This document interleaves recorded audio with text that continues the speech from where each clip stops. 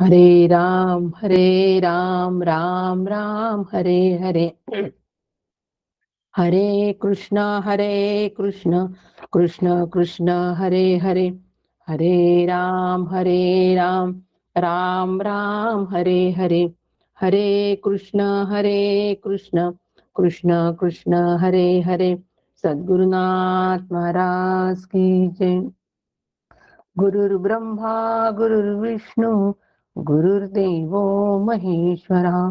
गुरु साक्षात परब्रह्म तस्मै श्री गुरवे नमः. अभाग्यासी करी भाग्यवंत ऐसे श्री गुरु काका श्रीमंत. जीवत्वाची खंत स्वरूपी विराली श्रीराम. जीवना देण्या अर्थ सद्गुरु काका समर्थ. जीवत्वाचा अंत आत्मारामी केला श्रीराम. समर्थ श्रीराम. परमपूज्य श्री गुरु डॉक्टर काका यांना साष्टांग वंदन. परमपूज्य मंदाताई यांनाही साष्टांग वंदन. परमादरणीय सुनील काकांना साष्टांग नमस्कार. आदरणीय नीलाताई ज्या आपल्या पठणासाठी सतत सतर्क असतात त्यांना पण साष्टांग वंदन करते. आज गीता पठण करणाऱ्या शैलाताई कुरकुरे पुणे येथील वास्तव्यास आहेत. अत्यंत सुंदर आणि शांत अशा आवाजामध्ये गीता पठण केलं आणि आम्हाला सुद्धा त्या शांत तत्वापर्यंत त्या शांतीला त्या घेऊन गेल्यात. अशा शैलाताई कुरकुरे त्यांना सुद्धा मी साष्टांग नमस्कार करते. आणि श्रोते, आपण जगदीश मूर्ती आहात, माझे प्रेरणास्थान आहात, त्यामुळे आपणाला सुद्धा साष्टांग वंदन करते. श्रोते, आपण जगदीश मूर्ती, श्रवणे बैसावे एकांती, स्थिर होईल माझी मती, आपणा कृपा प्रसादे. पुनश्च एकदा आपल्याला वंदन करते आणि आजच्या चिंतनाला प्रारंभ करते. आज चिंतनाचा विषय आपला गीता आहे आणि गीता स्वाध्याय मंच कार्यरत आहे. या स्वाध्याय मंचाच्या अंतर्गत आज आपण गीतेचा अभ्यास करणार आहोत. अभ्यास म्हणण्यापेक्षा गीतेचा स्वाध्याय करणार आहोत. माझ्यासाठी अभ्यास. आणि माझ्यासाठी ज्यावेळेला अभ्यास असतो तेव्हा तो अभ्यास हा अत्यंत विचारपूर्वक कसा करावा लागतो. ज्यावेळेला आम्हाला 10 गोष्टी घ्यायच्या असतात सामूहिकरित्या, ज्यावेळेला एखादी गोष्ट करायची असते, कार्य करायचं असतो, त्यावेळेला आम्ही 10 लोकांचा विचार करून ती गोष्ट करत असतो, ते कार्य करत असतो की नाही. त्यावेळेला 10 लोकांचा विचार करतो, 10 लोकांची प्रवृत्ती कशी आहे त्या पद्धतीने एक जनमानस कसा आहे तो जनमानस लक्षात घेऊन आम्ही ती गोष्ट करत असतो. पण ज्या वेळेला माझ्यासाठी घ्यायची गोष्ट असते, माझ्यासाठी करायची गोष्ट असते, त्यावेळेला मी फक्त माझाच विचार करतो, आपलाच आपण विचार करत असतो, दुसरा कोणाचाही विचार त्या ठिकाणी करत नसतो. माझ्याकडे ही वस्तू आहे का, आहे तर मग हा रंग आहे का, नसेल तर मग जो नाही तो मी घेतो. केवढा विचार करतो एका गोष्टीसाठी. इतका विचार जर का या नाशिवंत अनात्म गोष्टीसाठी आम्ही करत असेल तर आत्मवस्तू ज्यावेळेला मलाच प्राप्त करायची आहे, मलाच त्या अनुभवाला प्राप्त व्हायचं असेल तर केवढा विचार करावा लागेल. गणित मांडायचं आणि गणित मांडून माझं मी सोडवायचं आणि इतका विचार, इतका पुरेसा वेळ मी माझ्यासाठी देत आहे का हेही गणित मांडायचं. उरलेला वेळ याच्यासाठी देतो, वेळच नसतो, वेळ उरतच नाही, जो काही उरतो तेवढाच आम्ही याच्यासाठी देतो. म्हणजे पार्ट टाइम जॉब आता आम्ही करतोय की फुल टाइम जॉब करतोय याचा विचार मीच करायला पाहिजे की नाही. आणि म्हणून स्वाध्याय मंच आता तरी आपण आपला वेळ हा आपल्यासाठी जावा, आपल्या चिंतनामध्ये जावा आणि त्या चिंतनाचा मननामध्ये रूपांतर व्हावं, मननाचं रूपांतर निदिध्यासनमध्ये व्हावं आणि निदिध्यासनाचं रूपांतर तत्वम पदार्थ शोधनामध्ये होऊन तेच मी राहावं, तिथेच मी असावं. इतका मोठा सगळा प्रवास आहे हो. माझ्यासाठी वेळ द्यायचा म्हणजे इतकं सगळं करावं लागतं, माझ्यासाठी वस्तू घ्यायची म्हणजे इतकं सगळं करावं लागेल. जबाबदारी आहे की नाही? निश्चित जबाबदारी आहे. आणि म्हणून आपला स्वाध्याय मंच यात आपण 5वा अध्याय बघतोय. 5व्या अध्यायामधले आपले 18 श्लोक झालेले आहेत. आणि या अंतर्गत आपण बघतोय कर्मयोग. कर्मयोग बघतोय आणि कर्मयोग ज्या वेळेला साधतो, तो ज्ञानासकट जेव्हा साधतो, ज्ञान कर्म संन्यास योग ज्या वेळेला आम्हाला सहज साध्य झालेला आहे. 4था अध्याय ज्ञान कर्म संन्यास योग. कर्म करीत असताना, निष्काम कर्म करीत असताना आम्हाला ज्ञानाची पण प्राप्ती झालीये. म्हणजे काय झालं नेमकं? आम्ही ते कर्मतत्व आम्ही जाणलेलं आहे. कोणतं कर्मतत्व जाणलेलं आहे? अकर्मात कर्म, कर्मात अकर्म. हे ते ज्ञानतत्व, हे ते कर्मतत्व आहे. हे कर्मतत्व जाणणं आम्हाला ते ज्ञान प्राप्त झालेलं आहे. आणि म्हणून मग ज्ञान कर्म संन्यास योग आणि परत 5वा अध्याय सांगताना कर्म संन्यास म्हणतात त्याच भगवंत. तर ज्ञान ज्या वेळेला आम्हाला प्राप्त झालं, ज्ञानासकट आम्ही कर्मयोग करतो आहे. कर्मात अकर्म, अकर्मात कर्म बरेचदा सांगून झालंय. आता याबद्दल विस्तृत सांगत नाही, पण हे कर्मतत्व आहे, हे लक्षात ठेवायचंय. कधी विसरायचं नाही हे कर्मतत्व. काकांनी सांगितलेलं हे कर्मतत्व. आणि असं जो बघतो तोच ज्ञान कर्म संन्यास योगाला प्राप्त होतो आणि तोच कर्मयोगी होतो. तोच कर्मयोगी आहे. आणि असा जो कर्मयोगी असतो, तो मग त्याची लक्षणं काय आहेत? ही लक्षणं सांगणं सुरू आहेत. 11व्या श्लोकापासून साधारण आपण ही लक्षणं बघतोय. ही नेमकं कोणती लक्षणं आहेत ही? आणि ही सगळ्या लक्षणांचा अभ्यास करता करता करता आता मात्र भगवंत या एका याच्यावर आलेत की अशा पद्धतीने जर कर्मयोग आमचा साधला जात असेल, ही सगळी लक्षणं जर आमच्यात विकसित झाली असेल, तर आम्ही समदर्शी होतो, आम्ही साम्य बुद्धी होतो. समदर्शिना साम्य स्थित मना आणि स्थिर बुद्धी. 20वा श्लोक काय सांगतोय आपल्याला? स्थिर बुद्धी. 18व्या श्लोकामध्ये समदर्शन सांगितलं, समदर्शी सांगितलं. आता आम्हाला साम्य बुद्धी सांगून राहिले. आणि साम्य बुद्धी, समदर्शिनी आणि साम्य बुद्धी झाली की ती स्थिर होते. तोपर्यंत ती स्थिर बुद्धी होत नाही. आपली स्थिर बुद्धी आहे का? अस्थिर बुद्धीचे आपण आहोत. का अस्थिर बुद्धीचे आहोत? का? कारण आम्ही बराच वेळेला अस्थिर तत्वाचा विचार करत असतो. म्हणजे या प्रपंचाचा विचार करत असतो, या गतिमान जगताचा विचार करत असतो. आणि फारच थोड्या वेळ आम्ही स्थिर तत्वावर स्थिर असतो. श्रोते आपण जगदीश मूर्ती श्रवणे बैसावे एकांती. आपण जर का स्थिर बुद्धीत आपल्या सगळ्यांची असेल तर स्थिर होईल माझी मती. माझी मती सुद्धा स्थिर होणार आहे आपणा कृपा प्रसादाने. ही आपली सगळ्यांची कृपा श्रोते हो.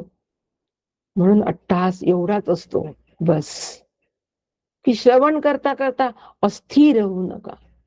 अंतःकरणाला स्थिरच ठेवायचे. असं ही समदर्शी झाली बुद्धी, साम्य बुद्धी झाली, साम्य स्थित मना झालं की मग स्थिर बुद्धी होणार. आणि ही स्थिर बुद्धी एकदा झाली की मग मात्र स्थिर बुद्धी एकदा झाल्यानंतर बाकी आम्हाला काहीही बघण्याची आवश्यकता नाही. आम्ही तिथेच स्थिर होणार, त्याच तत्वाला, त्याच तत्वामध्ये स्थिर झाल्यानंतर तेच होऊन राहतो. तोपर्यंत नाही.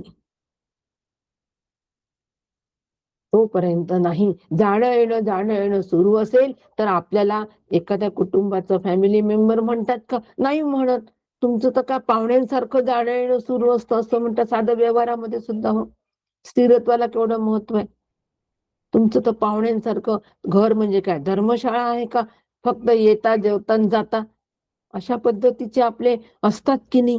प्रतिक्रिया असतात की नाही? म्हणजे स्थिरत्वाला किती महत्व आहे. तशी ही बुद्धी स्थिर तत्वावर ज्यावेळेला स्थिर होईल नेहमीसाठी, सातत्य स्थिरत्व सांभाळल्या जाईल त्याच वेळेला ती तेच होऊन राहील. तेच होऊन राहील. इतकं या साम्य बुद्धीला, इतकं समदृष्टीला आणि स्थिर बुद्धीला महत्व आहे. आणि त्या अनुषंगिक आपल्याला अभ्यास करायचा आहे. समदर्शी आपण बघितलं की जे विनयाने संपन्न असतात, विनय पण त्यांचा असतो, ते श्रेष्ठ कनिष्ठ भाव बघत नाही. ते हत्ती, कुत्रा, चांडा यांच्यामधला भेद पाहत नाही. यांच्यामधलं सम काय आहे, सारखं काय आहे ते बघतात. आणि त्याच्यावर ते स्थिर होतात. त्याला समदृष्टी असं म्हणतात. आता ही समदृष्टी कशी प्राप्त केली हो त्यांनी? ते पाहतात म्हणजे काय? ते जाणतात.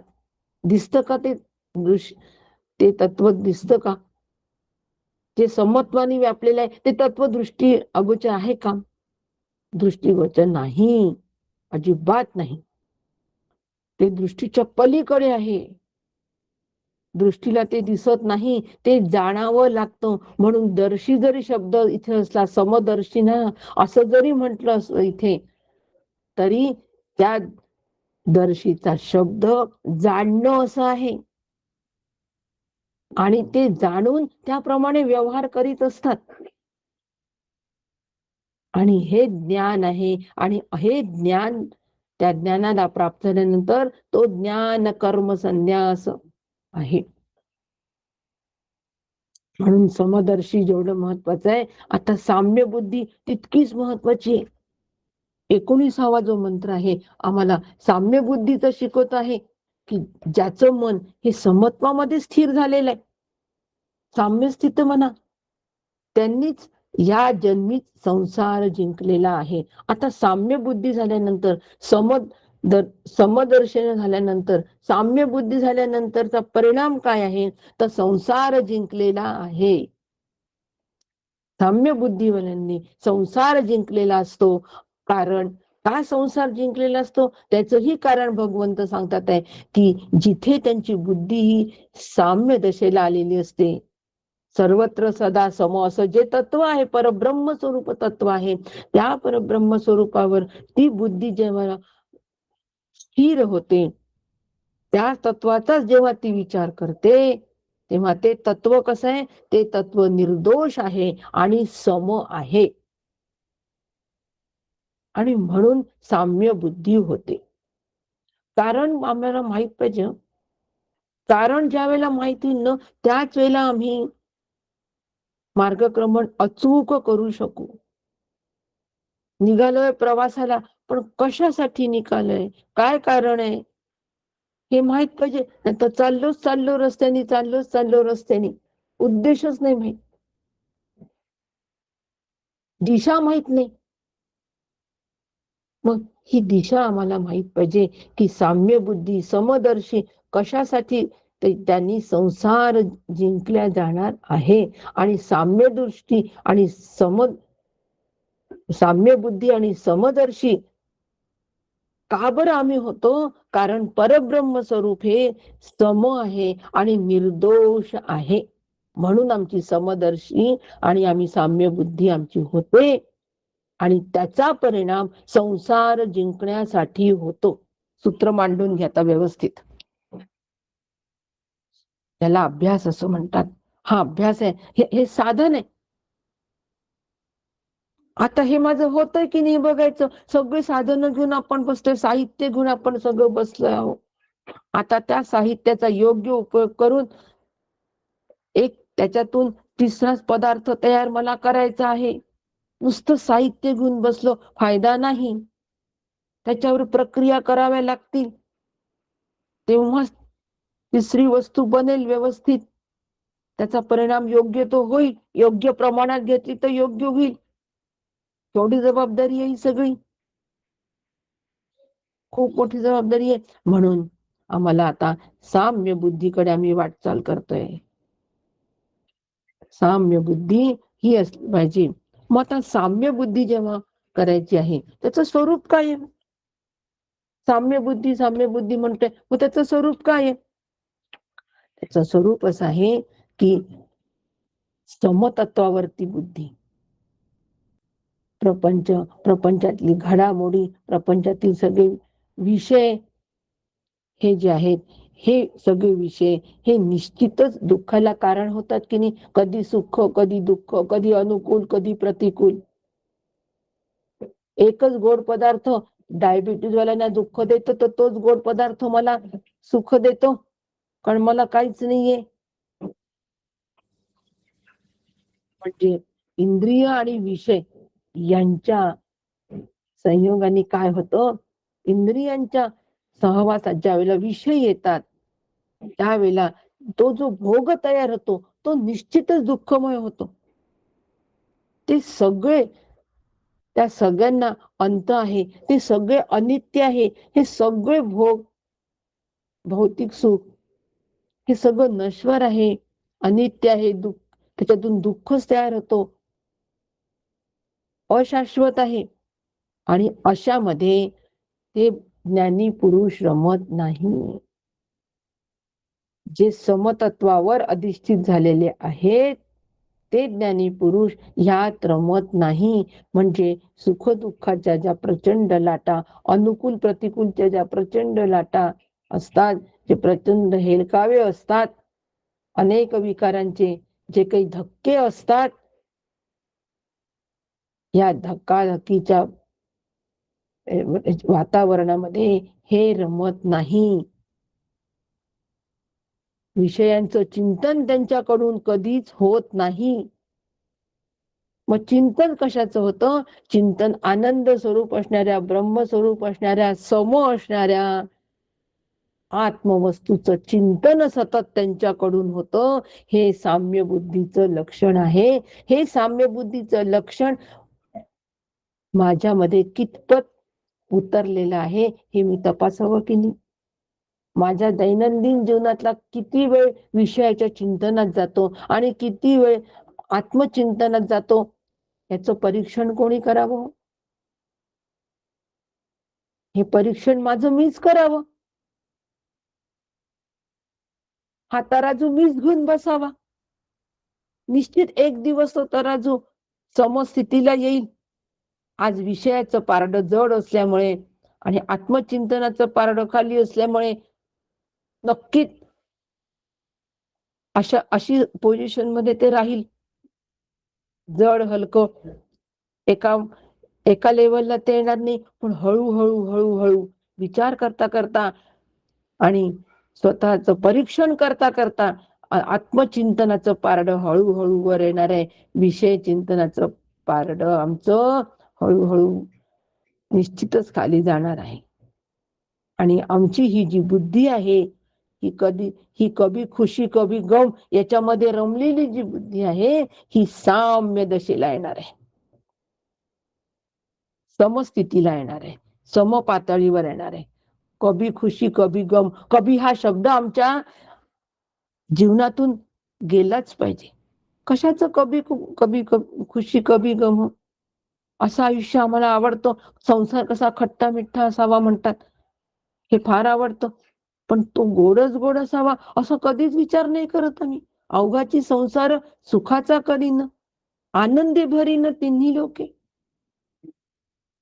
हा आम्ही कधीच विचार करत नाही, म्हणून ती बुद्धी त्या समपातळीवर येतच नाही, त्या समत्वाचा विचार करत नाही, समतत्वाचा विचार करत नाही. जे सर्वत्र सदा सम, ते सर्वत्र आहे, सदा आहे आणि सम आहे. म्हणून सर्वत्र सदा सम ते आपणची अद्वय ब्रह्म, हे संपूर्ण जाणे वर्म समदृष्टीचे. हे वर्म आम्ही कधी जाणतच नाही, आणि म्हणून आम्ही कभी कभी हा शब्द आमच्या आयुष्यात येतो. या कभी कभी मधून निघायचंय हो, या मानसिकतेतून निघायचंय आणि सर्वत्र सदा सम या मनोरचनेमध्ये येऊन बसायचंय. बस याला साधना असं म्हणतात. ह्याला साधना असं म्हणतात. आणि अशी आमची जी वृत्ती आहे, ह्या आता ही अंतःकरण वृत्तीमध्ये कशाचंही चिंतन नसतं. त्यासाठी साधन काय करायचं? ह्या समदृष्टीला येण्यासाठी साधन कोणतं? ऐसे समत्व चित्ताचे ते सार जाण योगाचे, मन आणि बुद्धीचे ऐक्य हवे. या साम्य बुद्धीला जर आम्हाला या स्थितीला यायचं असेल, आमची बुद्धी ही समतत्वाचा विचार सतत त्या बुद्धीमध्ये असावा आणि ती साम्य बुद्धी व्हावी जर वाटत असेल, तर मन आणि बुद्धी यांचं ऐक्य असायला हवं. यांचं ऐक्य असतं का? अजिबात नसतो. बुद्धी अनेक जन्मांच्या वासनेनुसार काम करत असते, आणि त्या वासनेनुसार ती वासना आमच्यावर इतकी हावी असते. अनेक जन्मांच्या वासना त्या मनामध्ये तसे संकल्प तयार करतात, त्या वासनेनुसार आमचे संकल्प तयार करतात, आणि संकल्प पूर्ण करण्यासाठी इंद्रियांना ते मन काय करतं? ऑर्डर देतं की नाही, आता आपल्याला हे केलंच पाहिजे. आणि इंद्रिय तशी विषयांकडे धावतात, विषयात सुख पाहतात, आणि मग ती बुद्धी कशी होते? तिचा तोल जातो, ती समतोल राहत नाही, तिचं संतुलन बिघडतं. कभी खुशी कभी गम मध्ये येऊन बसते, कभी कभी मध्ये येऊन बसते, आणि मग सगळी सुख दुःखाला सुरुवात. आमचेच अनुभव, वेगळं काही सांगत नाही. मग आता ही बुद्धी आमची शास्त्रानुसारी झाली पाहिजे, श्री गुरूंच्या मार्गदर्शनानुसार झाली पाहिजे. मग आता काय करायचं? आता इंद्रियांनी काय करायचं? डोळे तुम्ही घ्या रे सुख, पहा विठोबाची मुख. श्री गुरु सारखं सांगतात आहे, शास्त्र संस्कार श्री गुरु करून आलेत, म्हणून इंद्रियांनी त्या पद्धतीने डोळे तुम्ही घ्या रे सुख अशा पद्धतीचे साधन करायचं. आणि शास्त्रानुसारी जे संस्कार आहे, शास्त्रानुसारी जे संस्कार पूर्ण आमचे जे आहेत, ते सगळे संस्कार मनामार्फत परत बुद्धीकडे पाठवायचे. आणि बुद्धी आता जी वासनानुसार असते, ती शास्त्रानुसारिणी होईल. बुद्धी शास्त्रानुसारिणी होईल, आणि मग त्या ठिकाणी शास्त्रानुसारिणी बुद्धी झाल्यानंतर त्या पद्धतीने ते निर्णय घेईल, आणि ते निर्णय घेऊन ते मनाकडे पोहोचवेल. मन परत, म्हणजे आता या ठिकाणी मन आणि बुद्धीचं ऐक्य झालं, आणि असं ऐक्य झालं म्हणजे आमची बुद्धी साम्यत्वाकडे आली.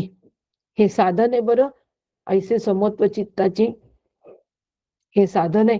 हे साधन आम्ही करायलाच पाहिजे.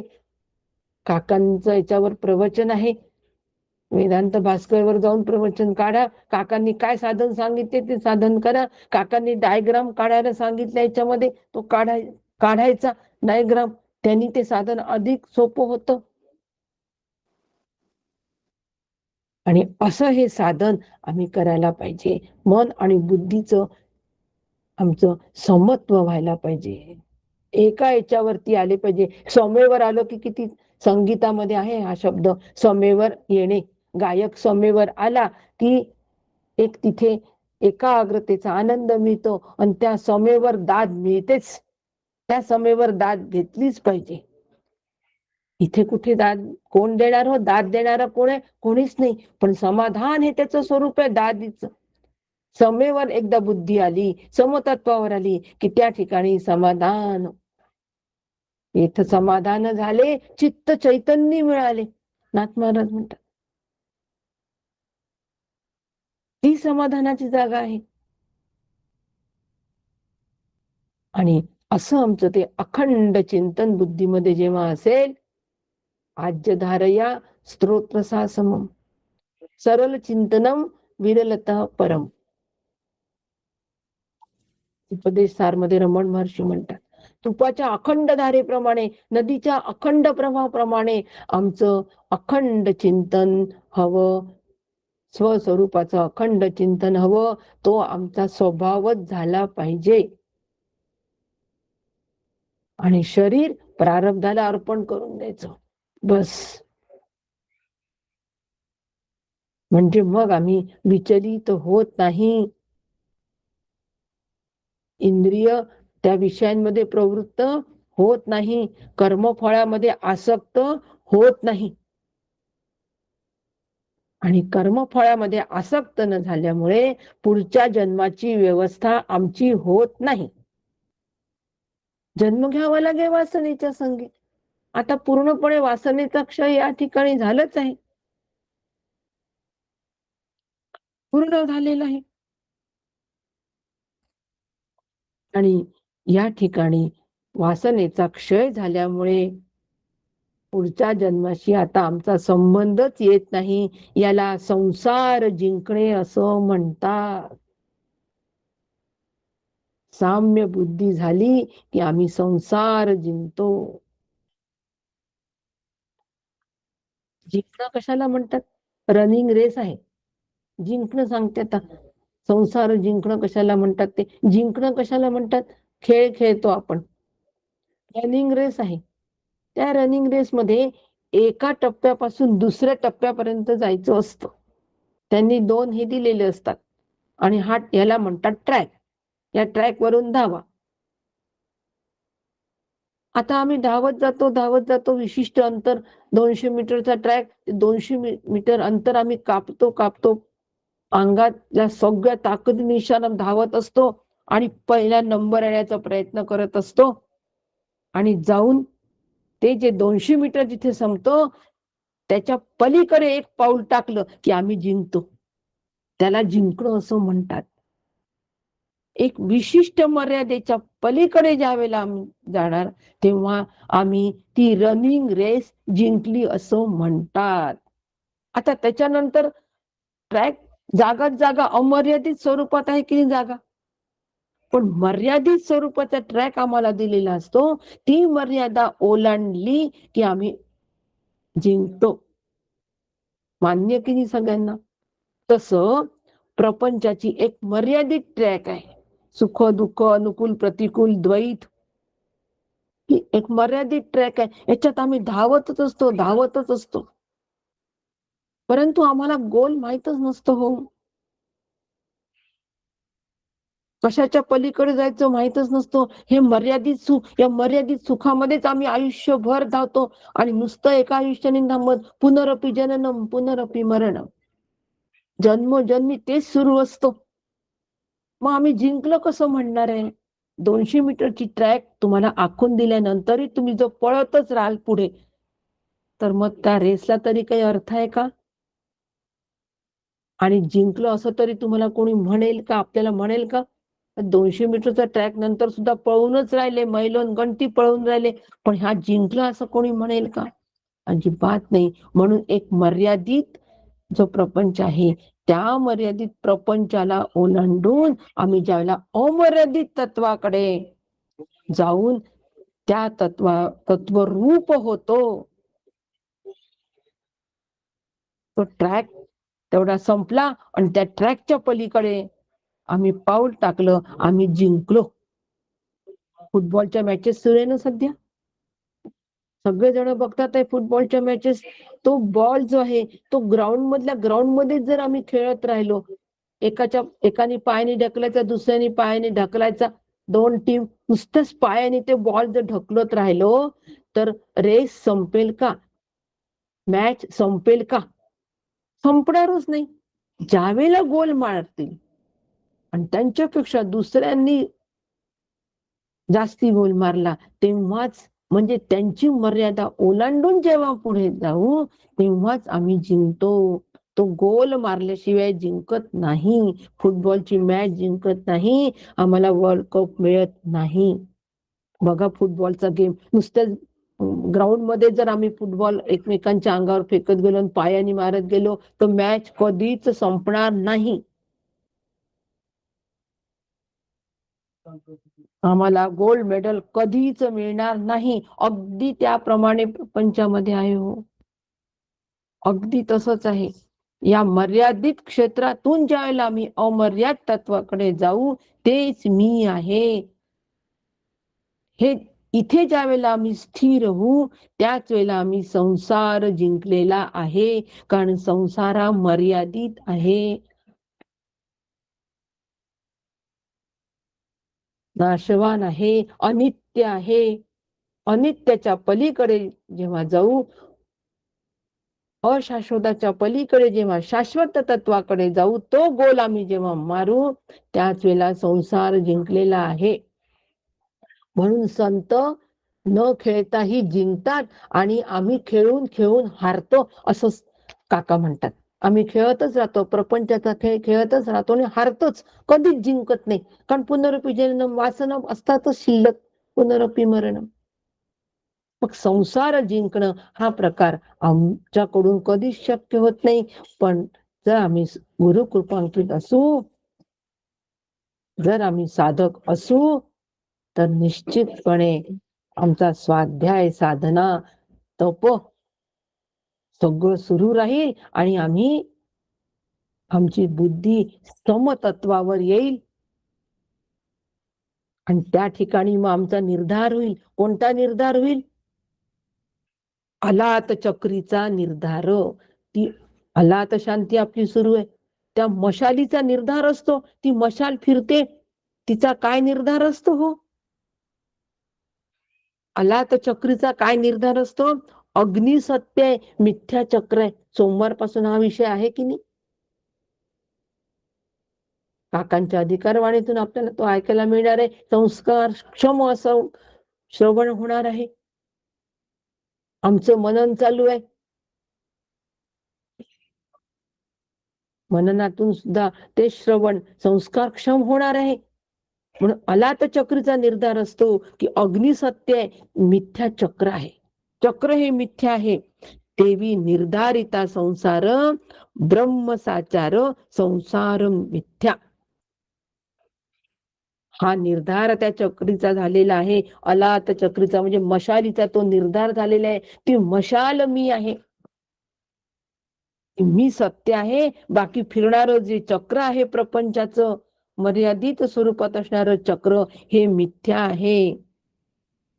हा निर्धार झालेला आहे, त्या मशालीचा निर्धार झाला. ती मशाल मी आहे. ते मांडुक्य आणि गीता यांचा समन्वय बघा, दोन वेगळे विषय नाहीये, एकमेकांना पूरकच आहे.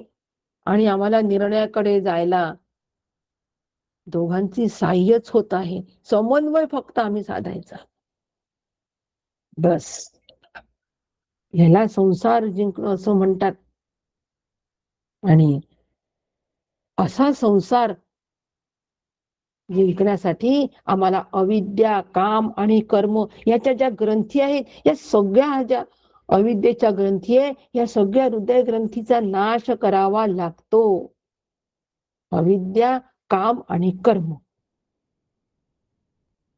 आणि म्हणून आम्हाला निष्काम कर्मयोग सांगितला, म्हणून आम्हाला ज्ञान कर्म संन्यास योग सांगितला, आणि म्हणून आम्हाला कर्म संन्यास सांगितला 5वा अध्याय.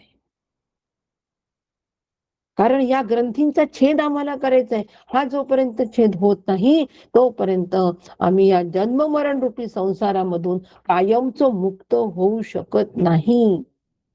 या ग्रंथींचा छेद होईल त्यावेळेला बुद्धी साम्य दशेला येईल. ती साम्य बुद्धी हवी आहे. आणि ही साम्य बुद्धी जेव्हा होईल त्याच वेळेला यस्य ब्रह्मणी रमते चित्तम नंदती नंदती नंदते. विद्वान पुरुषाचे मन फक्त कशामध्ये असते? ब्रह्मणी रमते चित्तम. ब्रह्मस्वरूपामध्येच ते चित्त रमतं. निरातिशय आनंदामध्ये आकंठ ते डुबून जातं. मच्चित्ता मद प्राणा बोधयंतम परस्परम. गीता पण म्हणते माझ्याच मध्ये मन तन्मय कर रे, माझ्यासाठीच प्राणाला अर्पण कर आणि सतत माझंच कीर्तन कर, माझ्या स्वरूपाचं एकमेकांना प्रबोधन करत चल. माझ्याच बद्दल जेव्हा असा सगळा तू विचार करशील तेव्हाच ही बुद्धी समतत्वावर येईल. ती एका लेव्हलला येईल. लेव्हल असते की चालायला अडचण असते का? उंच सखल भाग असू द्या, चालणं कठीण जातं, पडण्याचे चान्सेस जास्ती असतात. आणि त्या ठिकाणी मग सुख दुःख, सपाट जमीन असते की सुख, गड्डे आले की अरे बापरे कठीण आहे चालणं, दुःख. पण राजरस्ता कसा असतो, हायवे कसे असतात, एका लेवलला स्पीड मेंटेन. आणि स्पीड मेंटेन झाल्यामुळे वेळ वाचला आणि गंतव्य ठिकाणी लवकर जाऊन पोहोचलो. हो, हे सगळं त्या साम्य बुद्धीचा परिणाम आहे. मग साम्य बुद्धी करणं किती गरजेचं आहे. आणि माझी मीच करायची.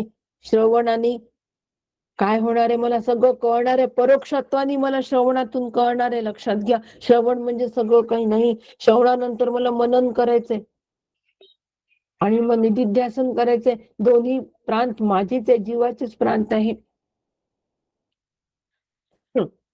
आणि अशा निर्विषय आनंदाची जेव्हा प्राप्ती होईल, बाह्य मन विषयांच्या सुखावर ते अवलंबून राहणार नाही,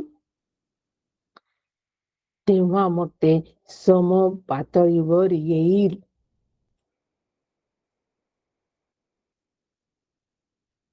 आणि असं समपातळीवर ते का असतं? मग आता असं जे समतत्व आहे, आता बाह्य आम्ही संसार जिंकतो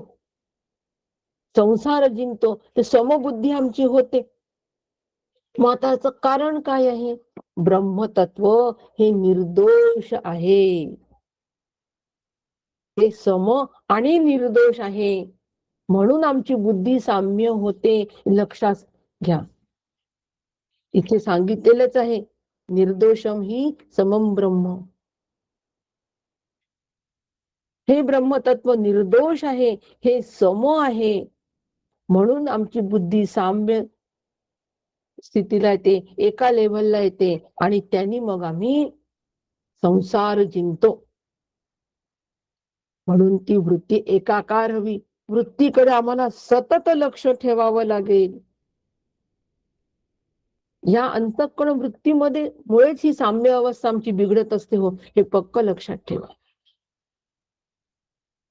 मग हे सम कसं आहे?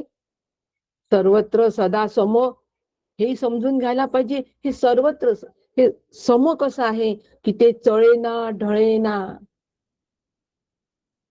समर्थ म्हणतात ते चळेना, ते ढळेना, ते तुटेना, ते फुटेना, रचेना खचेना.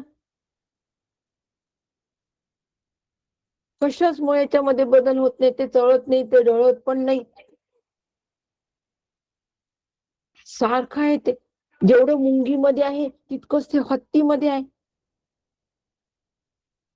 जास्ती कुठे कमी असं नाही, इथे आहे तिथे नाही असं पण नाही, सगळीकडे ते आहे. कारण ते निरपेक्ष व्यापक आहे. सगळी कारण मीमांसा नीट लक्षात घ्यायची, अभ्यास करायचा असेल.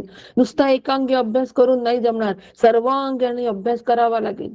त्या तत्वाचा सर्वांगाने अभ्यास करू, तेव्हाच ते आपण तत्वरूप होऊ. सर्वांगाने अभ्यास केल्याशिवाय तो परिपूर्ण होत नाही. पाण्याचं भांड पूर्णच भरावं लागेल ना हो. तेव्हा भांड भरलं असं आम्ही म्हणू ना. नुसतं एवढंसं पाणी टाकलं तर भांड भरलं असं म्हणू का कधी? एक पेला पाणी टाकलं तर भांड भरलं असं म्हणू का? पूर्ण काठोकाठ भरेपर्यंत म्हणत नाही. तसं अभ्यास हा काठोकाठ परिपूर्ण असा व्हायला पाहिजे, सर्वांगाने व्हायला पाहिजे. म्हणून ते सम काय आहे हे आम्ही समजून घ्यायला पाहिजे, कारण ते निरपेक्ष व्यापक आहे. म्हणून ते सम आहे, कुठे कमी कुठे जास्ती नाही, जेवढं मुंगीत तेवढं हत्तीत.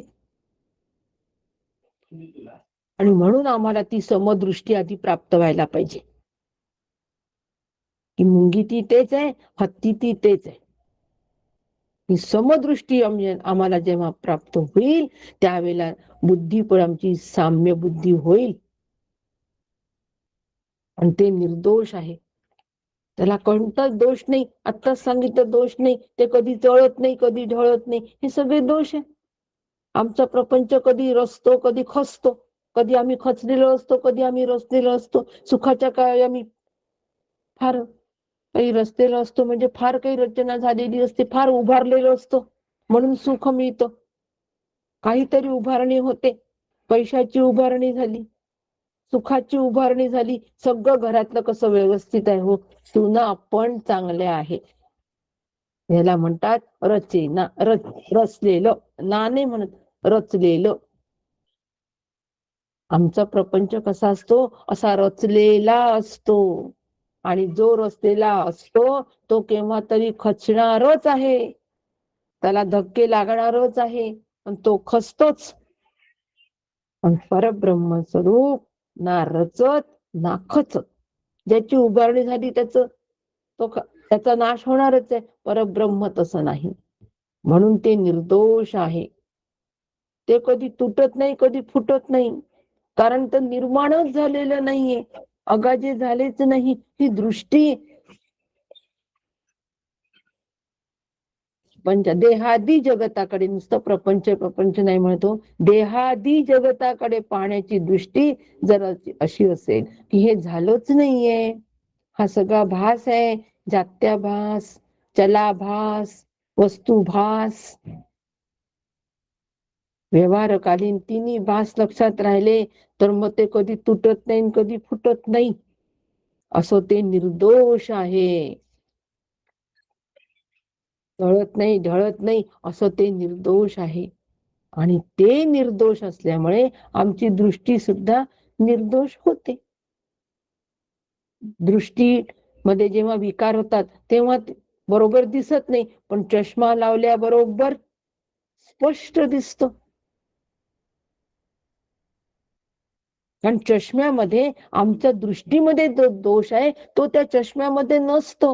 हे डॉक्टरला कळतं यांना कोणत्या नंबरचा चष्मा द्यावा, श्री गुरूंना कळतो कशी दृष्टी द्यावी, समदृष्टी कशी विकसित करावी की साम्य बुद्धी विकसित होईल.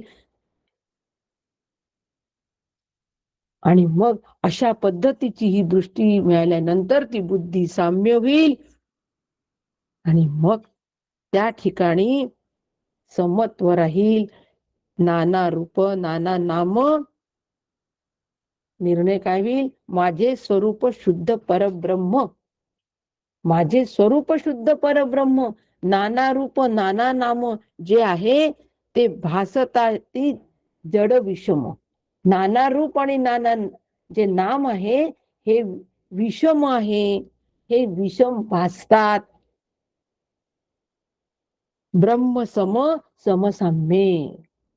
म्हणून नाना रूप आणि नाना नामामुळे नाम आणि रूपामध्ये विषमत्व भासतं. अनेक रूप असतात, अनेक नाम असतात, वेगवेगळी नाव, वेगवेगळी रूप आहे की नाही विषम. एकच रूप सगळ्यांना आहे का हो? सगळे गोरे तर गोरे, सगळे काळे तर काळे, असं आहे का? सगळे एकसारखे दिसायला असं आहे का? पटलं की नाही?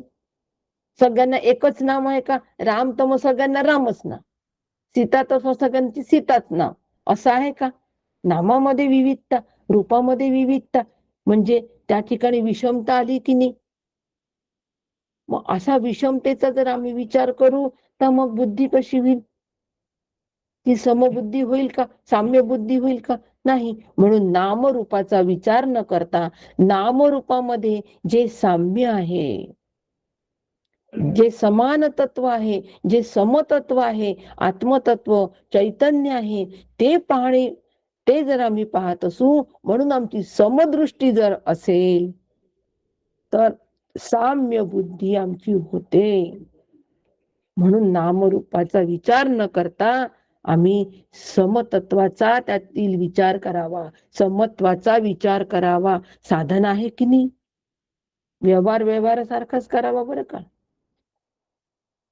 कुत्र्याला कुत्र्याचं अन्न, हत्तीला हत्तीचं अन्न. सर्प विंचू नारायण त्यासी वंदावे दुरून, असं हे समतत्व आहे आणि असं हे निर्दोष आहे. चळेना ढळेना तुटेना फुटेना, हे दोष, हे निर्दोषत्वाचे सगळे आहे. चळणं ढळणं दोष आणि त्याला ना लावलं की निर्दोष. सोपं आहे की नाही?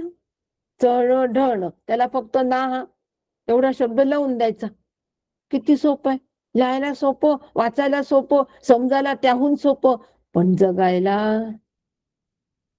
तो ना मोठा कठीण आहे हो जगण्यासाठी.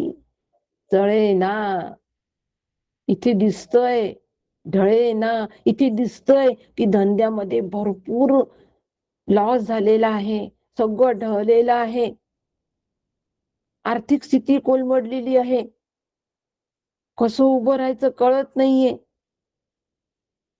त्या नानी केवढा गोंधळ केला बघा.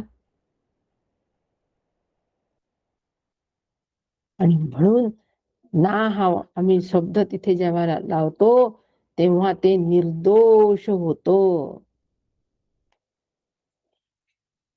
आणि असं निर्दोष आणि समतत्व जे आहे ते मी आहे, ते एकमेव अद्वितीय आहे, ते एक रस आहे. आणि असं जे जाणतात ते साम्य बुद्धीला येतात, त्यांची साम्य बुद्धी होते आणि मग ती बुद्धी स्थिर होते. अशी साम्य बुद्धी एकदा झाली की मग प्रिय अनुकूल हे प्राप्त झाले तरी हर्षित होत नाही, आणि अप्रिय प्रतिकूल प्राप्त झाले तर उद्विग्न पण होत नाही. पुढचा श्लोक आम्हाला 20वा श्लोक सांगतोय. प्रिय अनुकूल प्राप्त झाले तरी हर्षित होत नाही आणि प्रतिकूल अप्रिय प्राप्त झाले तरी उद्विग्न होत नाही. अशी ती बुद्धी मग स्थिर होते. आहे की नाही? समदृष्टी, साम्य बुद्धी आणि स्थिर बुद्धी ह्याचा समन्वय लावणं फार गरजेचं आहे की नाही? हे 3 अँगलनी बघणं फार गरजेचं आहे की नाही? स्वतःकडे फार आवश्यक आहे. सर्वांगाने साधन करायला पाहिजे. ते अशा पद्धतीने सर्वांगाने साधन आहे. एकांगी साधन नसावं कधी, कधीच नसावं. आणि असा स्थिर बुद्धीचा जो ब्रह्मज्ञानी असतो तो नित्य स्थिर असतो. अशी स्थिर बुद्धी माझी मला करायची आहे. मग आता ती अनुकूलता जर आली तर त्यामध्ये हर्ष व्हायला नको. मग हर्ष म्हणजे काय हे पण पाहिजे की नाही? मनामध्ये हर्षवृत्ती निर्माण होतात आणि हर्ष हा अनात्माचा धर्म आहे. हर्ष होणं हा अनात्माचा धर्म आहे. अनात्म गोष्टीबद्दल आम्हाला हर्ष होतो आणि आनंद मात्र हा आत्मस्वरूपाचा धर्म आहे. ज्या ठिकाणी आत्मस्वरूपाचं चिंतन स्मृती त्या ठिकाणी आनंद, आणि ज्या ठिकाणी आत्मस्वरूपाची विस्मृती तिथे जे काही बाकीच्या विषयांमुळे होतो तो सगळा हर्ष असतो. लक्षात ठेवायचं. हर्ष आणि आनंद म्हणजे काय? मग हर्ष जो आहे, कशाला हर्ष म्हणतात? आनंदाच्या 3 वृत्ती असतात, ज्या आम्ही नेहमी याच्यामध्ये अनुभवत असतो प्रपंचामध्ये. प्रिय, मोद आणि प्रमोद. ह्या त्या 3 वृत्ती आहे. या 3 वृत्तीमध्ये आम्ही सतत रमत असतो. प्रिय, नुसत्या दर्शनाने आनंद होतो. छान फळं दिसली, फार छान वाटलं, फळं दिसली ती, आनंद झाला. मग मोदाकडे आमची वाटचाल होते, ही फळं मला मिळाली पाहिजे, मला मिळाली पाहिजे. अशा पद्धतीने ती वृत्ती तयार होते, माझ्या मालकीची झाली पाहिजे. आणि ती अशी वृत्ती तयार झाल्यानंतर ती फळं माझी होतात सगळी, ते मी घेतो. तर मग ती विषय प्राप्त झाल्यानंतर तो मोद, आधी नुसता विषय दिसल्याबरोबर प्रियत्व येतं, तो विषय प्राप्त झाल्यानंतर मोद होतो आणि प्रत्यक्ष विषय उपभोगल्यानंतर प्रमोद होतो. आणि या ज्या ठिकाणी ह्या 3 गोष्टी असतात, या तिन्ही गोष्टी विषय सापेक्ष असतात, तिथे हर्ष असतो. म्हणून हर्ष हा अनात्म्याचा धर्म आहे, एवढं पक्क लक्षात ठेवायचं. अनात्म्याशी जर आमचं तादात्म्य असेल तर आम्ही हर्षभरित असतो.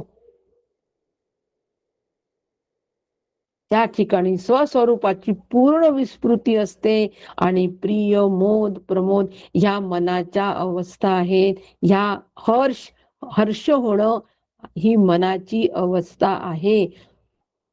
मग मुलाचं नाव हर्ष जरी असलं तरी त्या हर्ष मधला आनंद मला बघावा लागेल.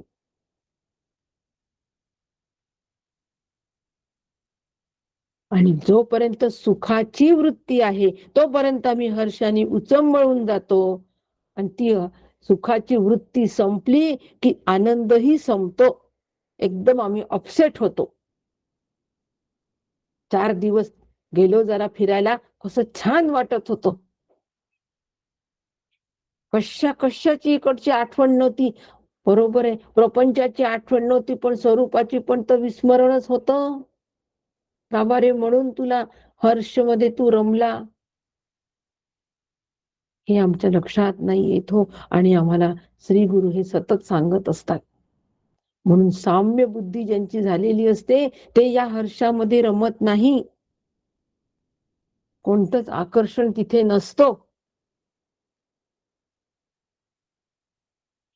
आणि उद्वेग सुद्धा नसतो. उद्वेग पण नसतो. उद्वेग पण नसावा. मनाच्या विरुद्ध झाल्यानंतर आमचा एकदम उद्वेग होतो, प्रतिक्रिया देतो. काका म्हणतात अंतःकरण हे नेहमी प्रसन्न असावं. एखादी आपल्या आवडीची भाजी जर असेल, आपल्याला आवडली आवडीची भाजी, तर छान प्रतिक्रिया द्याव्या.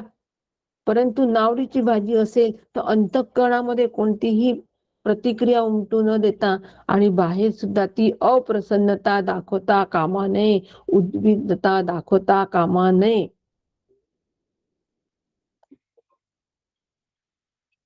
याला स्थिर बुद्धी असे म्हणतात.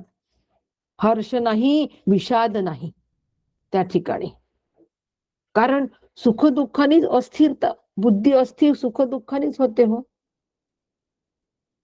थोड्या शेड्स आहेत या साम्य बुद्धी, स्थिर बुद्धी, समदृष्टीच्या. पण या बारीक शेड्स आम्ही लक्षात घ्याव्या. सर्वांग परिपूर्ण असा अभ्यास. आणि म्हणून सुखाने दुःखानेच ही बुद्धी अस्थिर जी होते, म्हणून आमचा विषाद त्या ठिकाणी तयार होतो. कशामुळे विषाद तयार होतो? आध्यात्मिक, आधिभौतिक आणि आधिदैविक ह्या 3 तापांमुळे आमचा विषाद तिथे तयार होत असतो. मनामध्ये उद्विग्नता येते, नैराश्य येतो, अस्वस्थता होते, संताप. हे सगळे जे संकट आहेत, ही सगळे नाना संकट आम्हाला छळत असतात आणि आमचं धैर्य खचतं, आत्मविश्वास संपतो.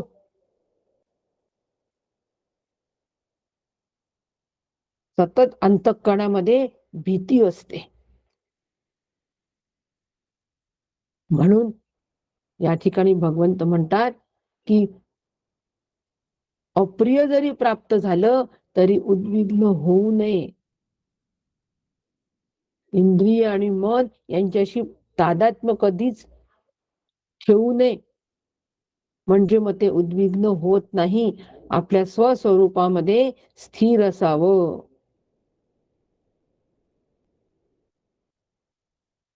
स्वामी विद्यारण्य स्वामी पंचदशी मध्ये तृप्तिदीपामध्ये फार सुंदर सांगतात, यद भावी न तद्भावी भावी चेतन तदन्यथा. म्हणजे काय, जे घडणार ते घडणारच आहे, जे घडणार नसेल ते कधीही प्रयत्न करूनही घडणार नाही. याचा साधकाने सतत विचार केला पाहिजे. हे विश्व विश्वाच्याच नियमाने चालणार आहे, ईश्वराच्याच नियंत्रणाखाली आहे, त्याच्याच नियमनाने हे चालणार आहे. इथे माझं नियमन कामी नाही. मी फक्त नियम्य आहे, नियामक ईश्वर आहे. म्हणून आगते स्वागत करूया. जी परिस्थिती आली त्याचं स्वागत करायचंय. मंदाताई म्हणाल्या, मी हार हातात घेऊन तयार आहे. जी आली परिस्थिती त्या परिस्थितीचं स्वागत करायला हार घेऊन तयार आहे. मंदाताईंचे वाक्य आहेत होय. काय संतांची वाक्य, सहज बोलणे हितोपदेश आहे. हार म्हणजे आता खरंच फुलांचा हार घेऊन त्या तयार राहिल्या असतील का? अंतःकरण रूपी वृत्तीचा हार. ती वृत्ती तयारच आहे. जी परिस्थिती आली त्या परिस्थितीला आनंदाने समोर जावं, ती स्वीकारावी, आनंदाला धक्का लागता कामा नये. अशा पद्धतीने उद्विग्नता आम्हाला टाळता येतो आणि हर्ष सुद्धा टाळता येतो. प्रत्येकाचं आनंदाने स्वागत आम्हाला करता येतो. असं द्वंद्वरहित आणि हर्ष विषाद रहित आमचं जीवन होतं. ते शांत असतं. कितीही आघात झाले तरी ते विचलित होत नाही. अजिबात ते विचलित होत नाही. आणि मग असं विचलित अविचलित असं जे काही आहे त्याला काय म्हणतात मग, असं विचलित अविचलित असं जे चित्त आहे त्याला अक्षय सुखाची प्राप्ती होते. अविचलित तत्वाला अक्षय सुखाची प्राप्ती होते. आणि अक्षय सुखाची प्राप्ती ज्या वेळेला होईल त्याला माऊली म्हणते, सांगे कुमुदा चिनी ताटे, जो जेविला चंद्र किरण चोखटे, तो चकोरा काही वाळू म्हणते चुंबितू असे. त्याला कमलपत्राच्या ताटामध्ये शुद्ध चंद्र किरणाचं जेवण मिळतं, तो चकोर पक्षी काय वाळूचे खडे खाईल? त्याला शाश्वत सुखाची गोडी लागलीये, तो अशाश्वत सुखात रमेल? अजिबात नाही. त्याने विषय सहज सांडवले. माऊली म्हणते, तैसे आत्मसुख उपाहिले, जयसी आपण पेची फावले. तया विषय सहज सांडवले म्हणे. काही विषय सहज सांडवले. सहज शब्द फार महत्वाचा आहे. सांडवले कोणी?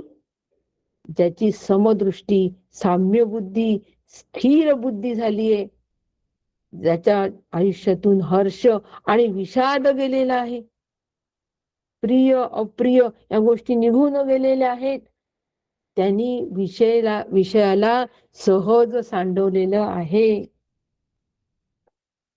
आता लक्षात आलंय त्याच्या की विषयात सुख नाही, मीच मूळचा सुखरूप आहे. आत्माराम मध्ये समर्थ म्हणतात, त्यागीसी सकळ वैभवाला. सकळ वैभवाला सगळं त्याचा त्याग कर, त्या नाशिवंताचा त्याग कर.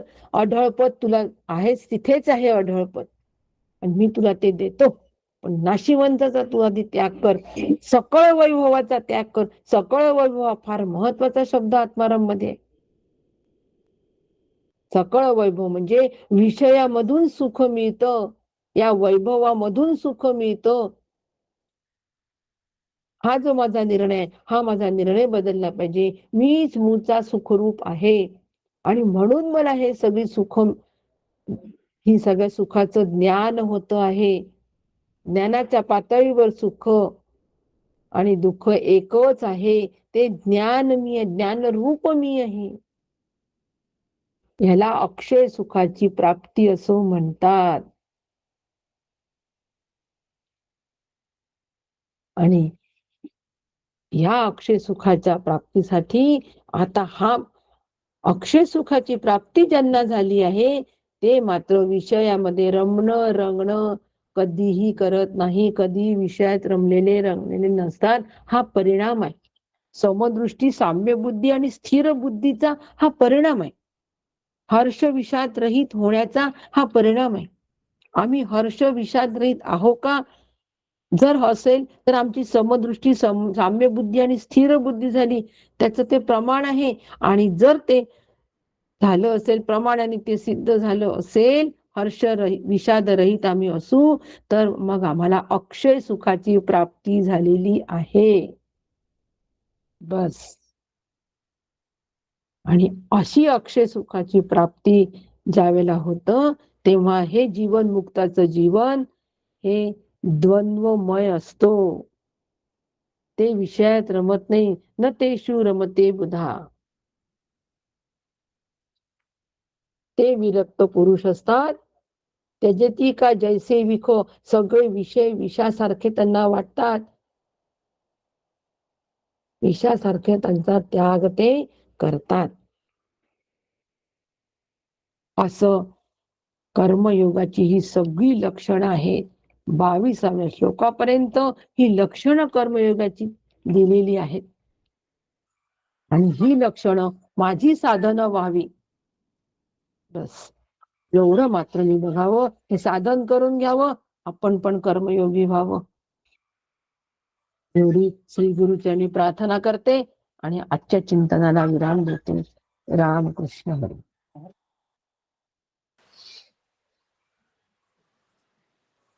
रामकृष्ण हरी काकू. रामकृष्ण हरे. रामकृष्ण हरे ताई. रामकृष्ण हरे ताई.